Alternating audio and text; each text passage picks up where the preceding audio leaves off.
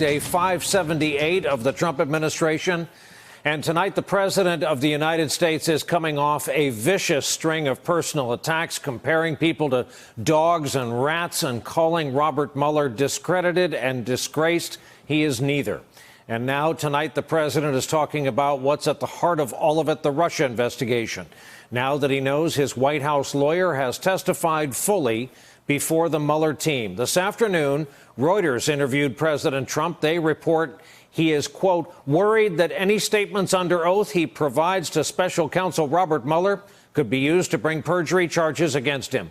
Quote, Trump echoed the concerns of his top lawyer in the probe, Rudy Giuliani, who has warned that any sit down with Mueller could be a perjury trap. Reuters quotes the president as saying, so if I say something and he, meaning Comey, says something and it's my word against his and he's best friends with Mueller, so Mueller might say, well, I believe Comey. And even if I'm telling the truth, that makes me a liar. That's no good. The report goes on, despite his concerns, Trump did not comment on whether he would ultimately agree to an interview with Mueller. Also, Trump asserted that he retained the power to intervene in the probe, but that he had chosen not to do so for the moment. Quoting the president here, I can go in and I could do whatever. I could run it if I want. But I decided to stay out, he said. I'm totally allowed to be involved if I wanted to be. So far, I haven't chosen to be involved. I'll stay out. Not long after that interview, the president's lawyer said this about the Mueller investigation. They're trying to run it right into the election. And if that's their strategy, the American people really have to learn that. I mean, they're trying to do the same thing Comey did. They're trying to become judge and jury of the 2018 elections. That is a tragedy with a phony investigation like this. They simply don't have any evidence of collusion. And they have no evidence of obstruction other than their version of the truth.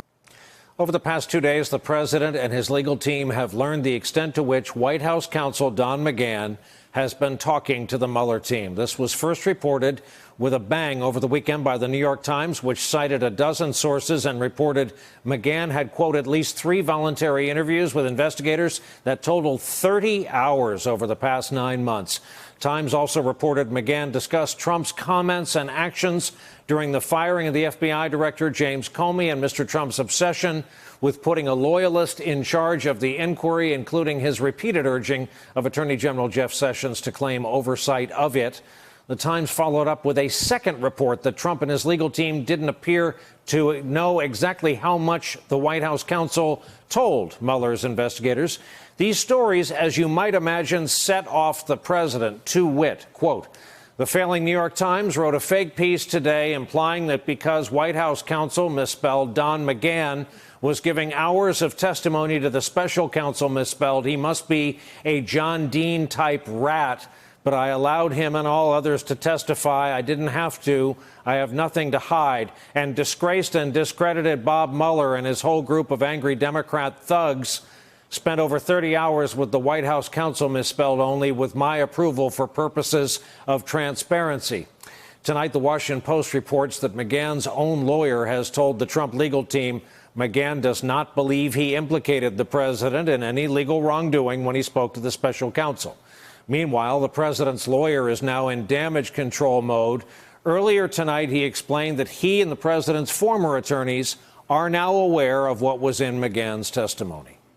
John Dowd got a complete version of what McGahn said during that period of time. John, of course, because of what happened over the weekend, went through it thoroughly. I've been on the phone with him for hours and gone over it with him. When this first came out, I didn't know the details of what McGahn said. Now I do. I knew not to worry about it because if the president had said anything criminal to the counsel of the White House, McGahn wouldn't be there now.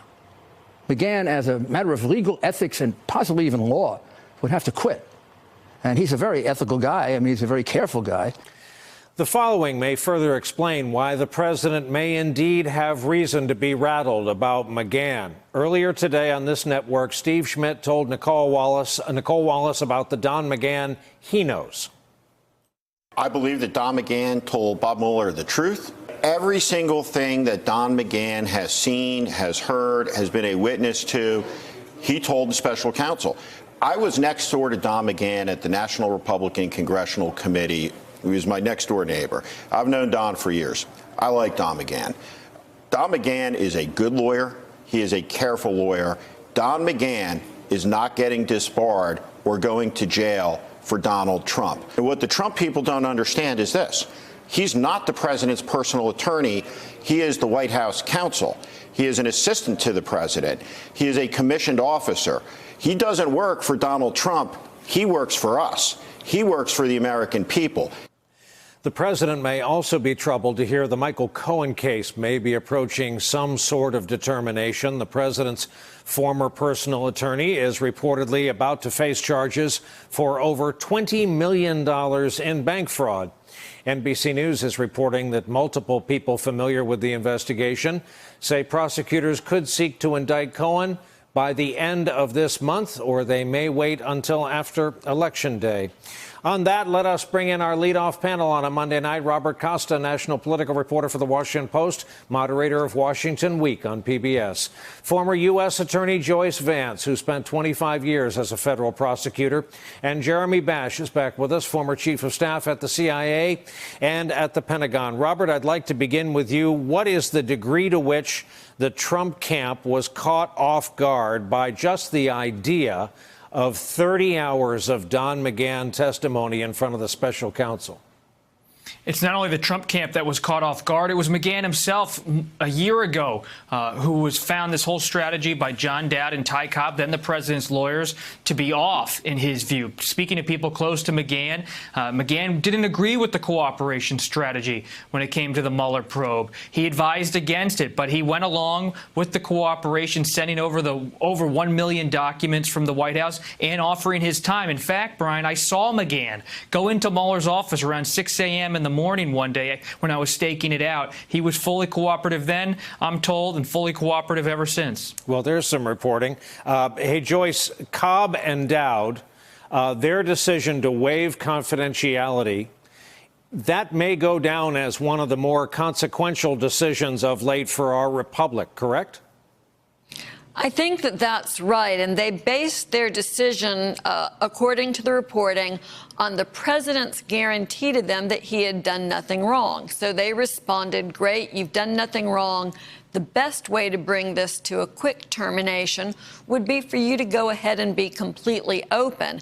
And so when Robert Costa refers to Don McGahn protesting this sort of approach and permitting McGahn himself to be interviewed by Mueller, it's because McGahn, as White House counsel, represents not the president, but the presidency.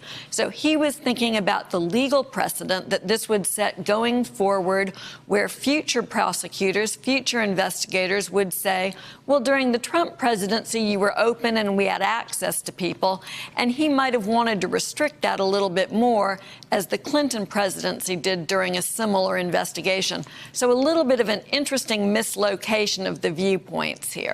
Jeremy Bash, let's talk about what Don McGahn has been around for, what he may have witnessed, and reminding to our viewers, he, of course, is not only a lawyer, but White House counsel. That makes his value extreme as a witness before the Mueller prosecutors.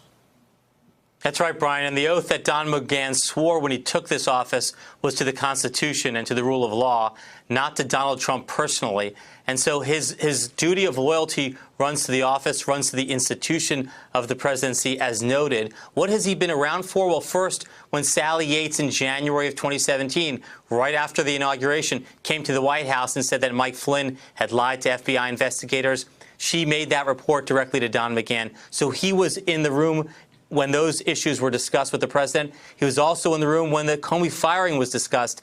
And finally, he would have been privy to conversations about the cover story that the president concocted aboard Air Force One, trying to explain that the Trump Tower meeting was not about a meeting with the Russian government about interfering in the 2016 election. Hey there, I'm Chris Hayes from MSNBC. Thanks for watching MSNBC on YouTube. If you want to keep up to date with the videos we're putting out, you can click subscribe just below me, or click over on this list to see lots of other great videos.